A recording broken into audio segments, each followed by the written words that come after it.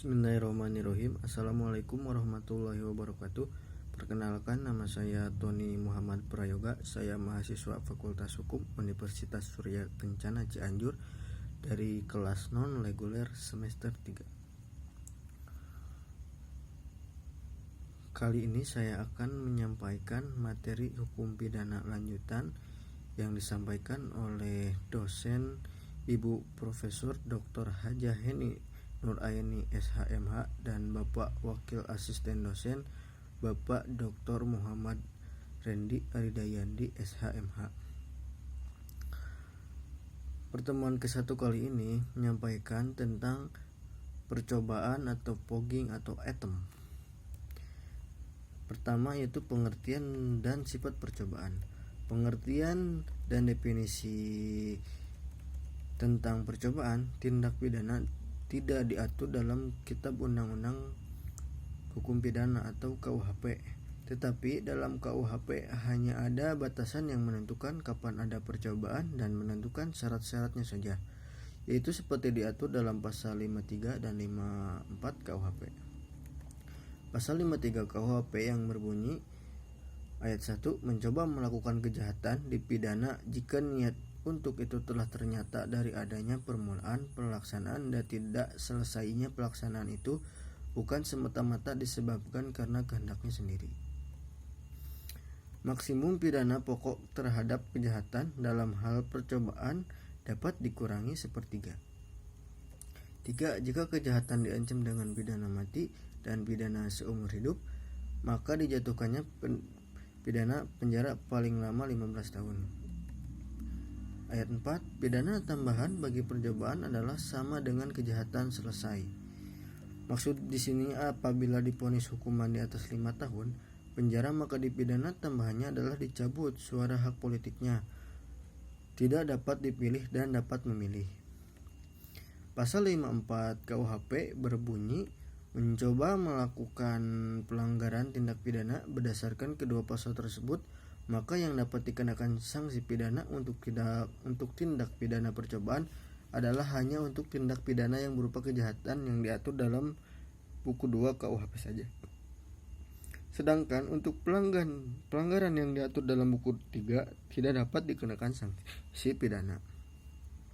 Selain itu, berdasarkan kedua pasal tersebut, maka yang dimaksud dengan percobaan adalah suatu perbuatan yang dilakukan seseorang dengan niat yang jahat dan niat itu sudah mulai dilaksanakan, tetapi perbuatannya belum selesai. Tidak selesainya perbuatan tersebut bukan karena kehendak dari pelaku. Pidana mati terbagi dua, yaitu pidana penjara sementara, yaitu misalnya 20 tahun atau 15 tahun. Pidana penjara seumur hidup, yaitu selama 2 hidupnya sampai mati. Perbedaan pidana seumur hidup dan pidana mati adalah kalau pidana seumur hidup dipenjara sampai mati, sedangkan kalau pidana mati dipaksa untuk mati. Alasannya adalah pidana seumur hidup dan pidana mati tidak bisa dihitung secara matematik. Percobaan kejahatan adalah pelaku tidak selesai melakukan kejahatan. Contohnya, seseorang melakukan tindak pidana pencurian tetapi keburu ketangkap sama hansip misalnya dan warga, jadi tidak selesai melakukan kejahatannya. Jenis percobaan yang pertama itu percobaan pembunuhan, percobaan penganiayaan, dan percobaan pencurian. Hukuman percobaan dalam kejahatan dikurangi hukumannya sepertiga tahun. Pelanggaran tidak dapat dikenakan sanksi pidana. Contoh pelanggaran misalnya Pak Dadang tidak memakai helm dan kategorinya pelanggarannya itu adalah filosofi pasal 54 adalah untuk kepastian hukum atau untuk pegangan aparat dan masyarakat. Percobaan adalah sebagai delik yang tidak sempurna dikarenakan menempel dan tidak berdiri sendiri. Contohnya itu pencuci uang menempel dengan korupsi, perdagangan orang, pelacur, narkoba, dan teroris.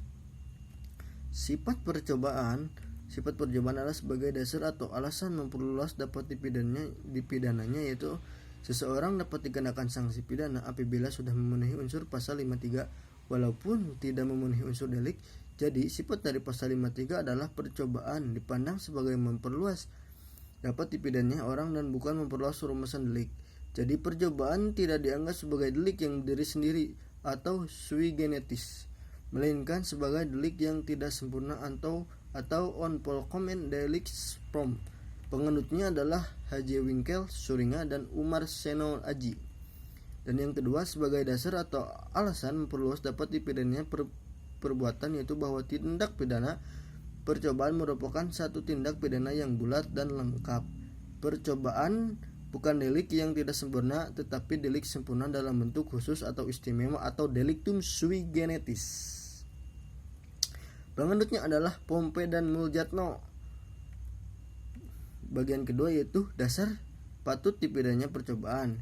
Yang pertama yaitu teori subjektif. Menurut teori ini, dasar patut dipidananya percobaan terletak pada sikap batin atau watak berbahaya dari pelaku. Penganut teori ini adalah Van Hemel.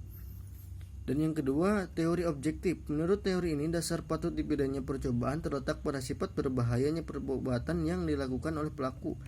Teori ini terdiri dari teori objektif formil, yaitu perbuatan itu dianggap berbahaya terhadap tata hukum.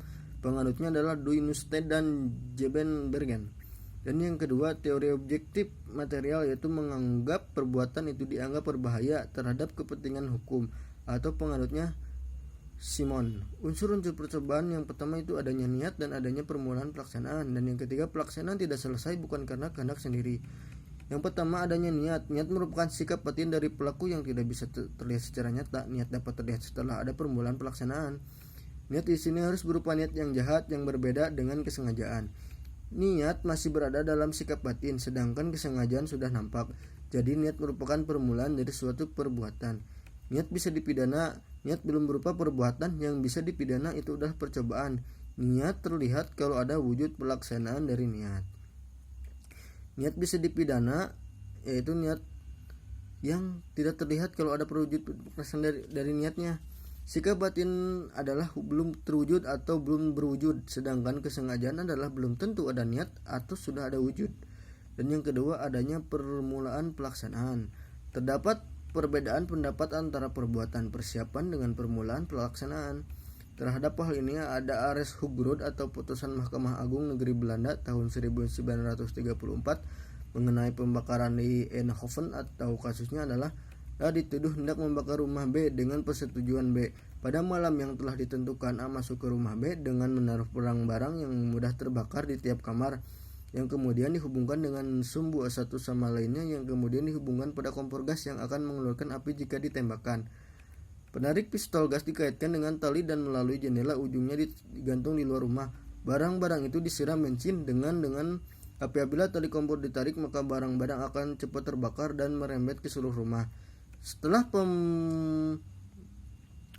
pemasangan tali kompor selesai, A mengeluarkan barang-barang lain yang tidak disiram bensin. Sementara itu, karena tertarik bau bensin yang menyengat, orang-orang yang lewat di depan rumah menjadi ribut, sehingga A tidak menyelesaikan maksudnya untuk membakar rumah karena keburu ketahuan oleh banyak orang.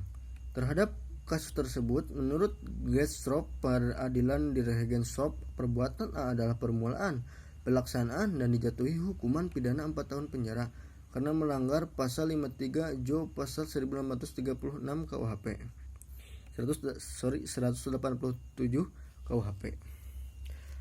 A mengajukan upaya dengan alasan bahwa GOP atau pengadilan telah salah menafsirkan pasal 53 KUHP dan menyatakan bahwa yang dilakukannya baru merupakan perbuatan persiapan. Jaksa Agung Muda Besir menyimpulkan perbuatan A adalah perbuatan persiapan karena belum merupakan perbuatan yang sangat perlu untuk pembakaran rumah yang telah diniatkan dan tidak langsung berhubungan dengan kejahatan yang dituju.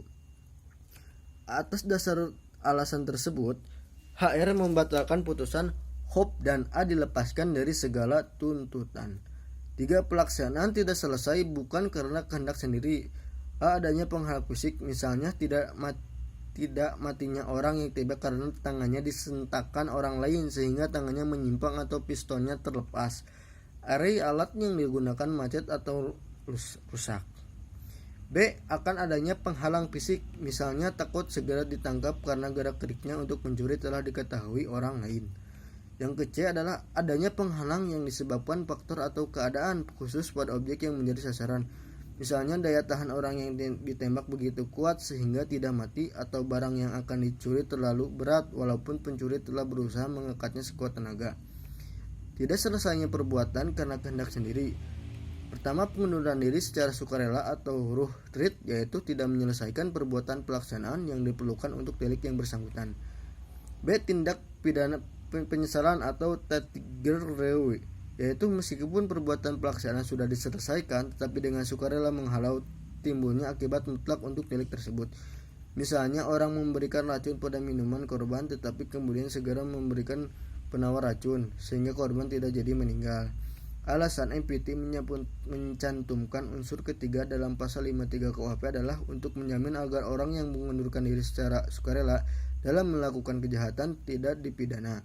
2. Pertimbangan utilitas atau kemanfaatan yang diharapkan dapat menjadi usaha pencegahan atau preventif dengan adanya jaminan tindak pidana.